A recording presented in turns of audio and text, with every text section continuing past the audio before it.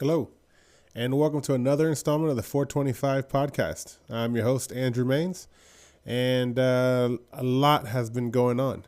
Some of the stuff we're going to touch on today, we have touched on in the past. This has been rapid fire. I mean, it's literally drinking from a fire hydrant over the last few days on what's going on in our government and the changes that have been happening so rapidly, but in my opinion, all for the good. And we're really excited. Let's go ahead and jump into it.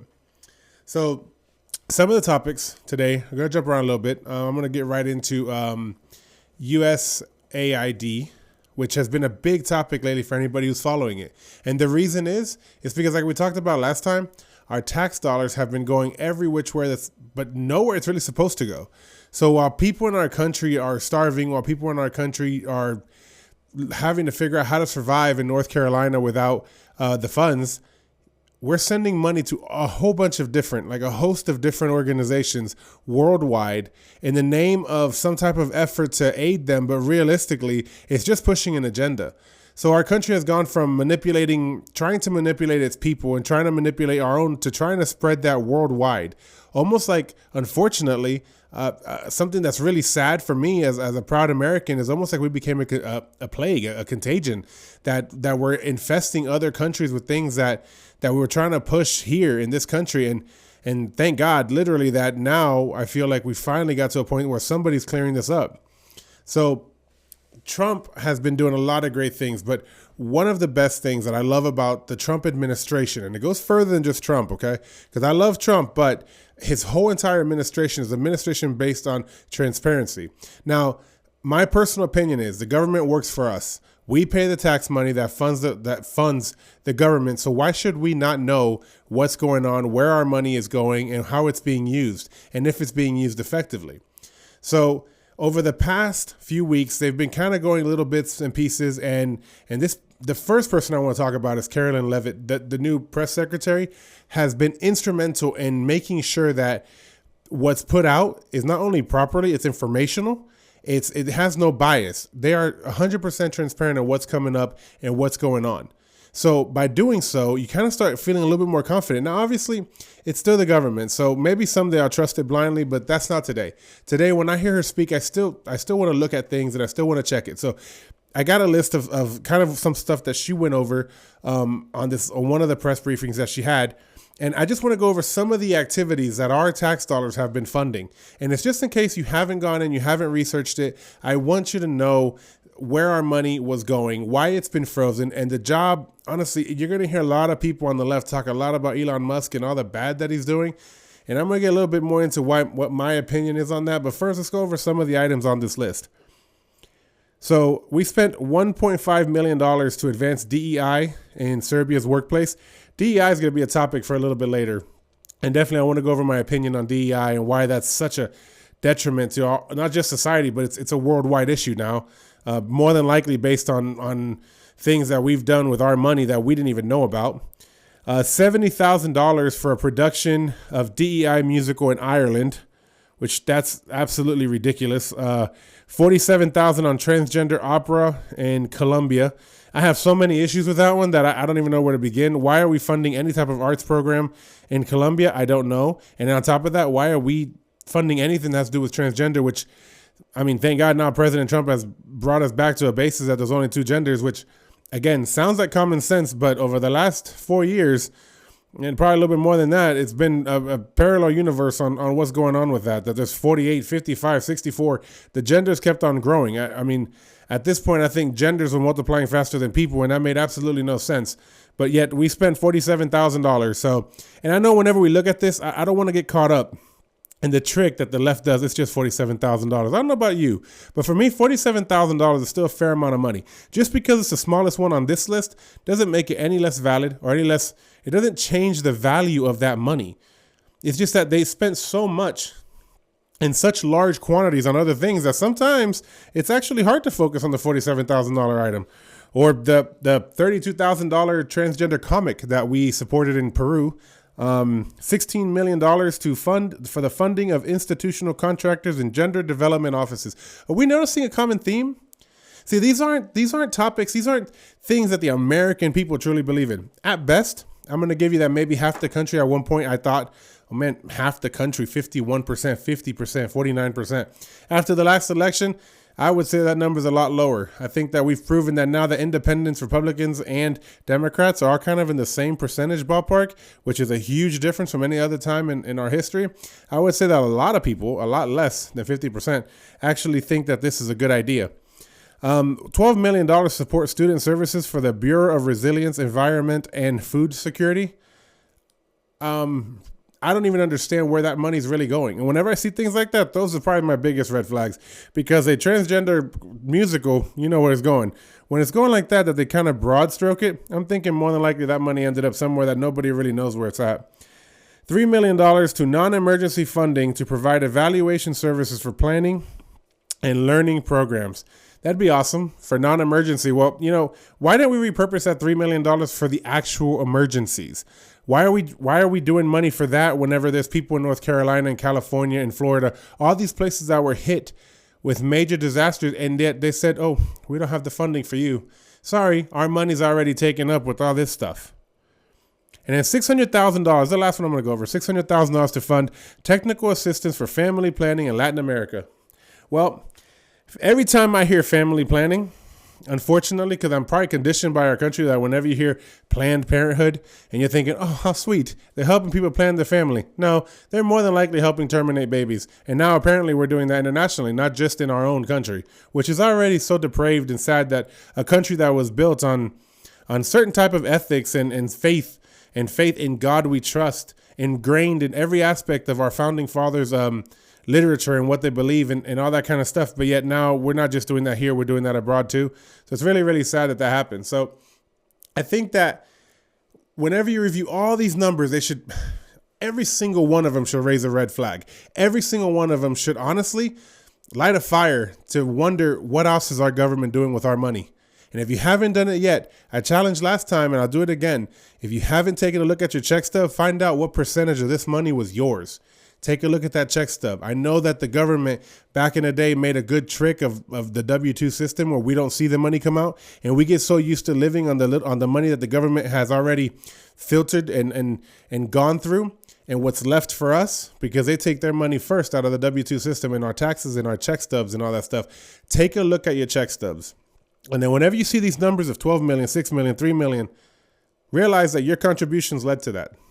And then maybe if you have an issue with any one of these specifically, and then make sure you keep an eye on your local elected officials and say, hey, I'm going to hold you to the fire. I'm done supporting this stuff.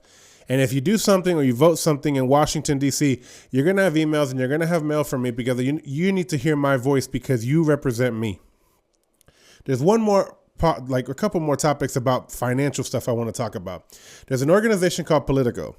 Now, why did I start this podcast? Because I said I think it's so important, the grassroots movement of people just lighting their own fire, people just if every single one of us get out and speak our mind. And let's have a conversation. I'm not talking about shutting anybody up, but let's have a tried and true conversation. Not where one side just blames the other and it's all this politicized mess. No, let's just talk like Americans. Let's get to a conclusion between the both of us of something that maybe we can agree upon. And if we don't agree, that's fine. We walk away at least knowing that we each pleaded our sides. We just don't agree.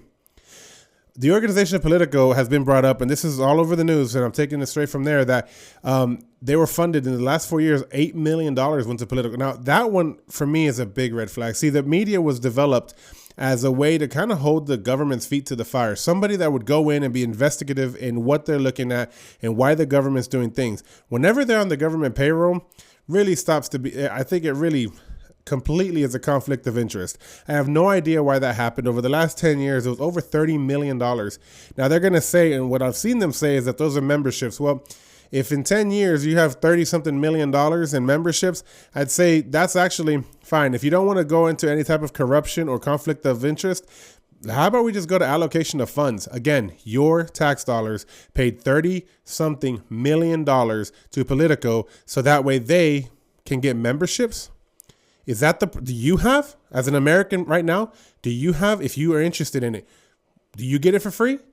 No, right? So then why are they getting it?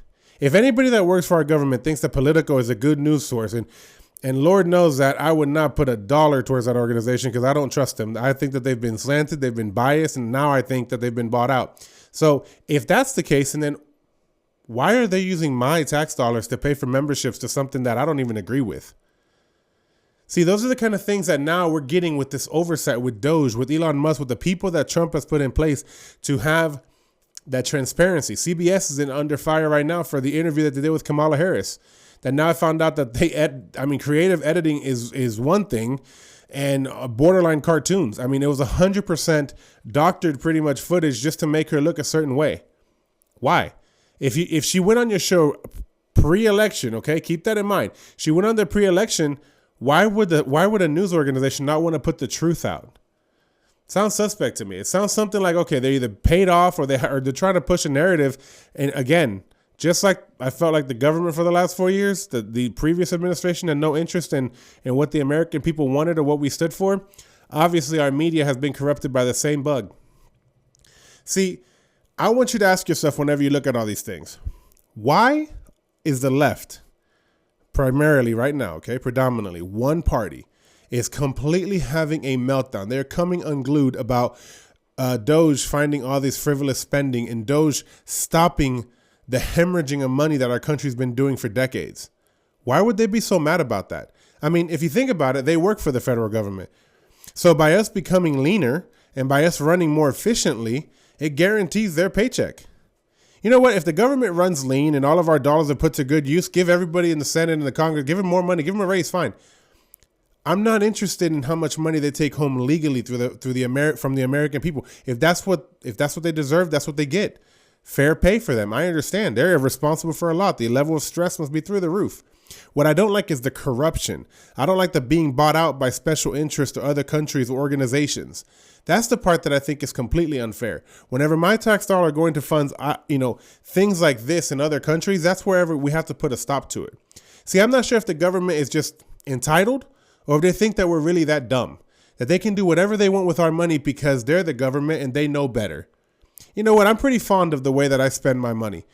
I'm okay with it. And if I spend it frivolously, I worked for it. Let me spend it however I want. But when you take my money, I need you to make sure that you invest it properly into the places and where it belongs. I don't need you to come in, swoop in, and Robin Hood my money to take it to another country to invest in some private organization that I really don't care about. So with that being said, I want you to really look into the people that are representing you. I don't know what state you're in, wherever you're listening from. Take a look at the people that are representing you and make sure that you hold their feet to the fire in a peaceful way. It could be a phone call, it could be an email.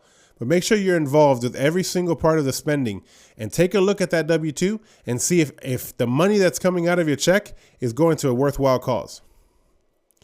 Next, I want to move to confirmation. So there's been a bunch more confirmations and people are moving closer. People I'm excited about. Tulsi Gabbard. I'm excited that she's moving closer. RFK, really excited about him. Me and him don't agree on a lot, but I think what he's going to do for our country and the stuff that we've been given, I think it's huge. So I'm very excited about it. I want to talk specifically, really, it's going to be small because it's about Pam Bondi. See, Pam Bondi was not my first choice, but she's from Florida. I'm from Florida. I'm very excited about it. I think she's a great person. I think she's borderline as...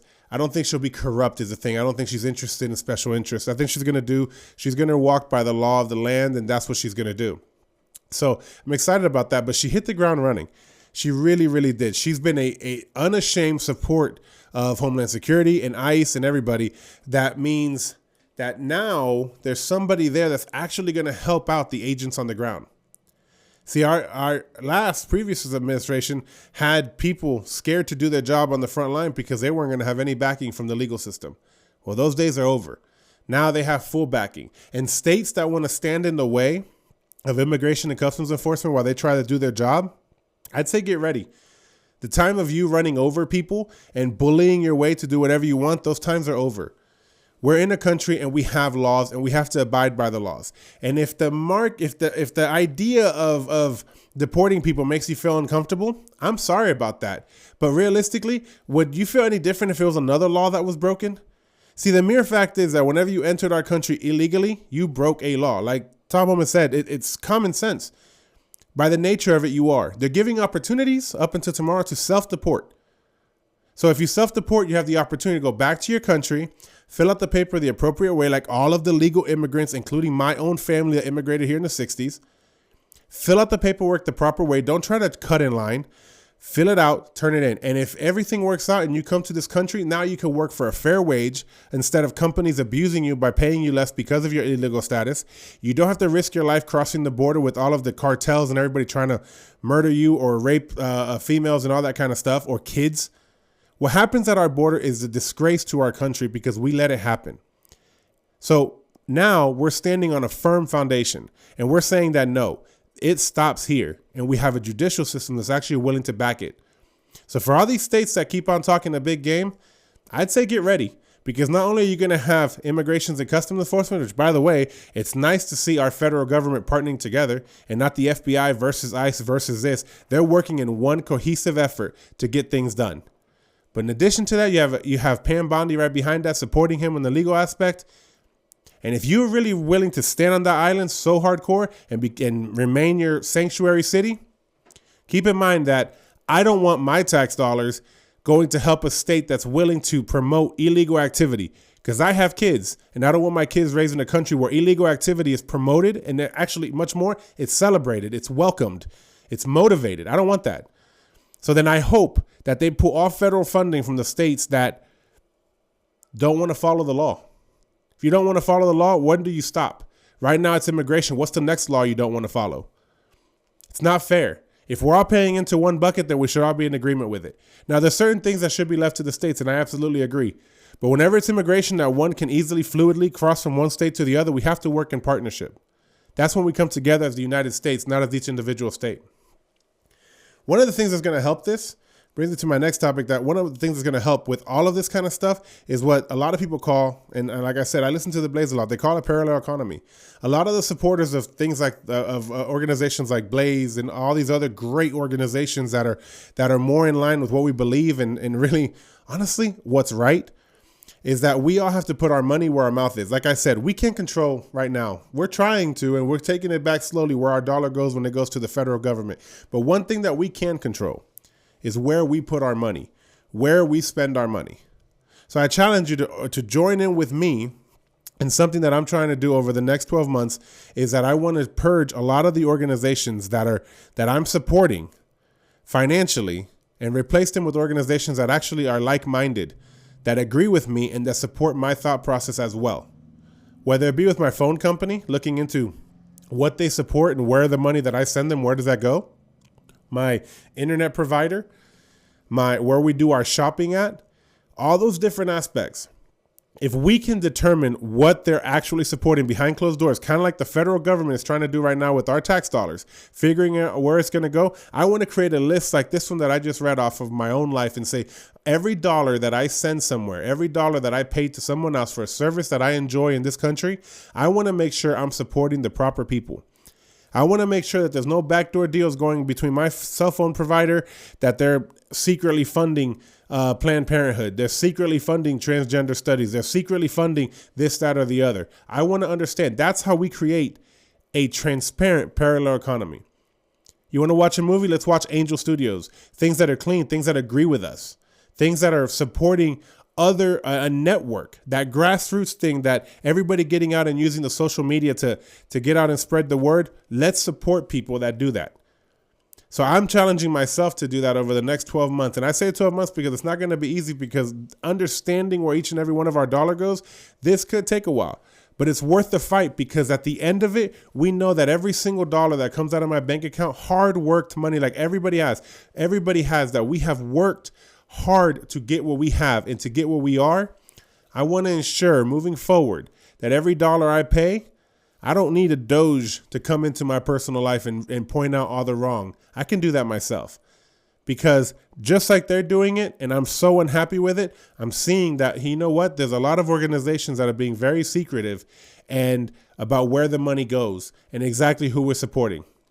So now, one of the other initiatives that a lot of these companies are supporting that I just can't get behind, and with all the FAA issues, all the plane issues that have happened recently, it's actually kind of scary, because we don't know how far the tentacles of this particular mindset has got in. And that mindset is DEI. Now, I recently watched the Grammys and people were talking about how it's necessary and it's supported, like it's such a good thing. Our country fought so hard for equality. Whenever the times of slavery, which is such it is a bad part of our let's say growing up as a country, we finally got rid of it. We got to a place where we're trying to push equality.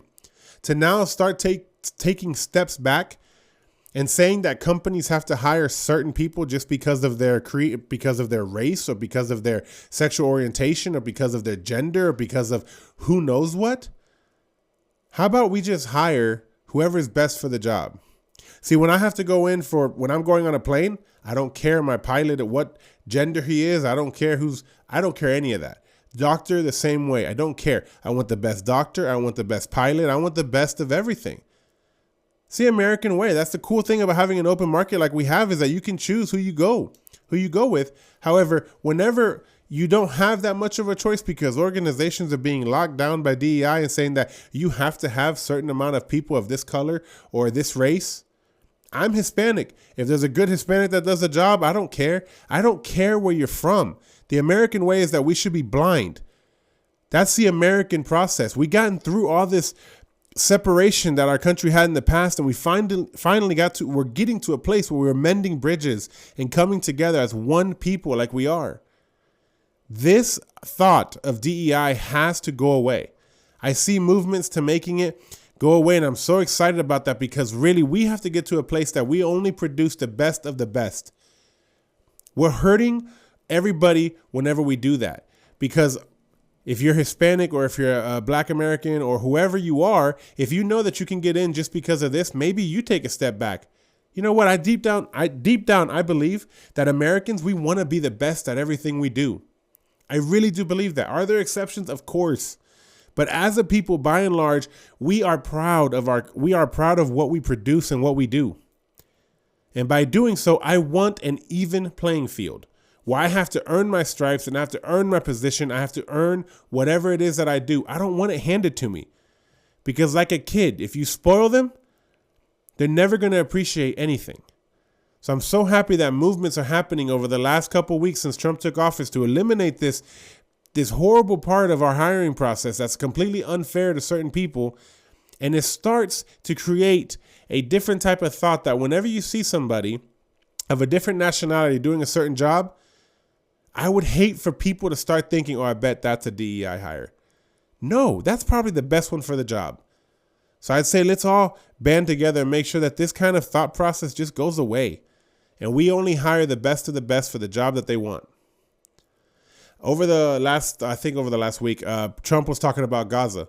And I laugh because it's talking about demoing it and reconstructing it and all that. And I wanted to touch on this real quick, just because I wanted to share my opinion on it.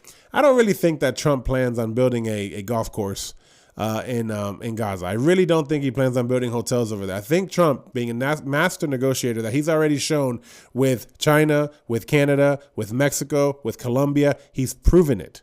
He's proven that the man knows how to negotiate. He can get a good deal.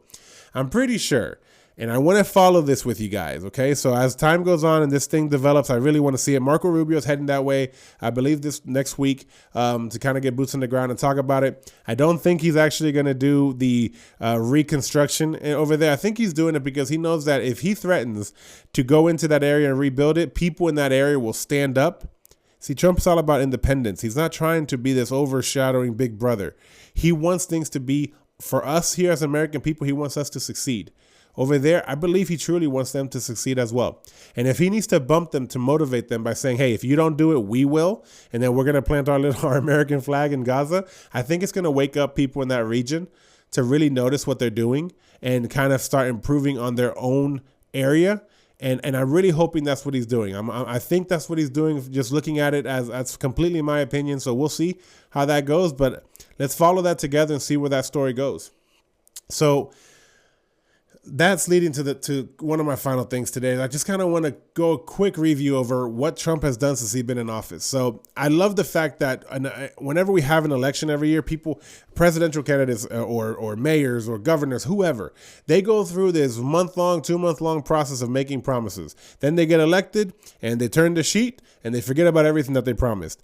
Well, I'm happy to report, I challenge anybody to go ahead and check out Trump's promises versus what he did. He's already taken care of a lot of the promises. Now, he's done it through executive order. I hope he cements that into law. So that way, if God forbid we lose another election or things change in our country, they can't just revoke it as easily as they did the first time. But promises made, promises kept. Immigration has changed completely. We're over 10,000 people deported. Borders are secure. We went from 2,000 or 3,000 border crossings a day down to, that's like a 97% drop. That's impressive. And we've done that in less than 2 weeks. So I fully support everything he's done, that what he did with the DEI that we were just talking about, that he's pretty much eliminating that of the federal government, which then will trickle down and eliminate out of the private sector as well.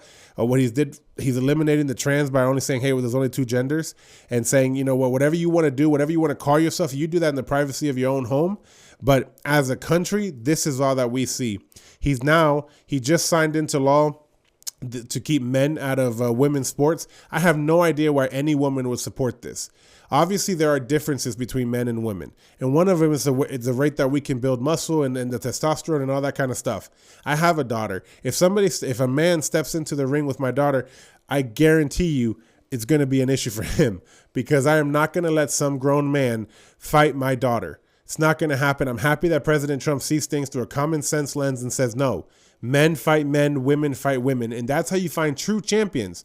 Any man that beats up a woman, any man that beats a woman at a sport, he's not a true champion, because he's fighting a whole different aspect ratio there. He's fighting a different gender. So I'm really happy that he stood up finally and put it in, saying, I mean, it sounds like such common sense to everybody else, but to us, we have to write it down. Let's write it down. Let's make it a law.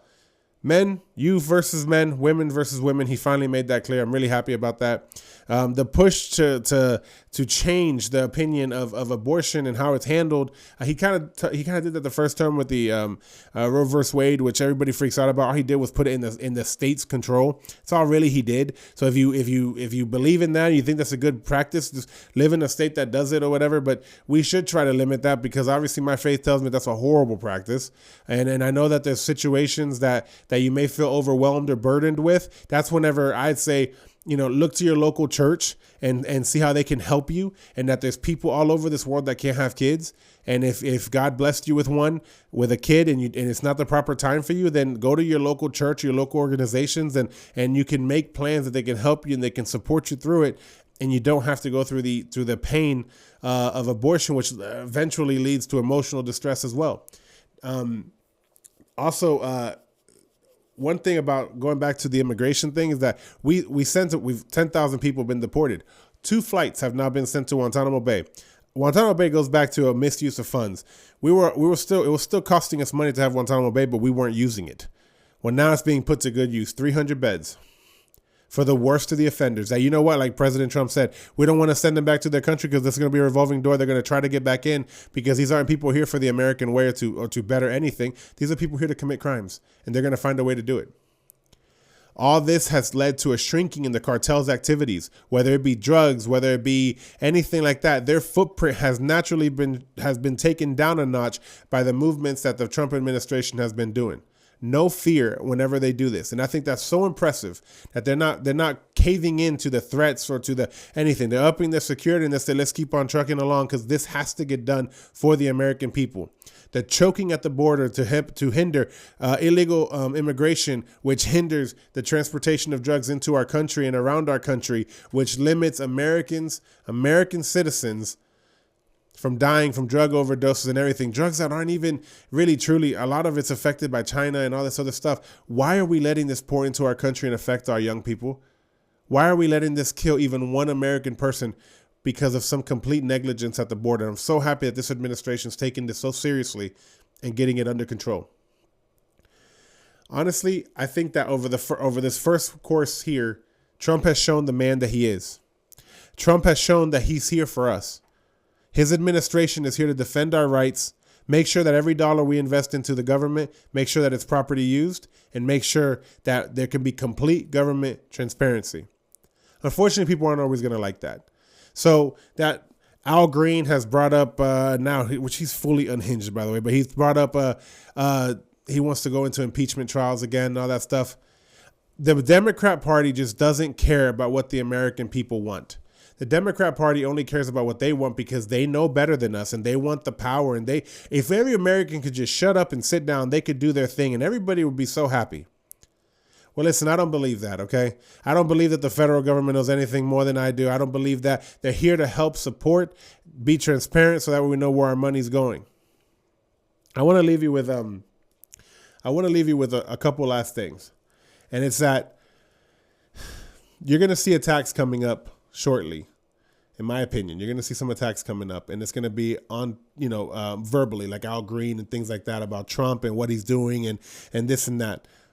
If you're of the faith, like I am, I believe that God has put Donald Trump as our president and his administration has been ordained by God to do the job that they need to do to bring us out of the depravity that we were suffering through in the last administration. I truthfully believe that God has ordained Trump at a time like this to make sure that America can kind of pull itself back up and get to a place that we can be proud to be Americans. I hope that this Trump administration issues in a change in our societal thought process. I hope that it issues in a change in our government to be more transparent and actually for the people, as opposed to a government that's just focused on power and re-election and how to remove power from the American people and keep it all in Washington, D.C. I truthfully believe that this administration is more focused on what they can do for us rather than what they can do to us. And I think it's a great time for that. But more importantly for me, because of my faith, I believe that Trump and his administration is going to point this country back to God. I think it's going to point us in a way that our faith will be able to intertwist with our government. See, I know that there's a separation of church and state on some things, but the people that wrote the Constitution, the people that started our country, most of them were faith-believe, God-fearing individuals. And I think that Trump, with his faith and his administration, having the same faith in God, is going to point people in the right direction. And I'm hoping that there is a drastic change in our society, in our ethos, in our ethics, in our everything about our society. I hope that Trump brings out the best of us and that finally the worst part of our society can be buried and left to be forgotten. Again, thank you so much for joining today. If you haven't done it already, hit the like, the share, subscribe, leave a comment, however you feel free to do it. And I thank you so much for your time, and we'll see you on the next one.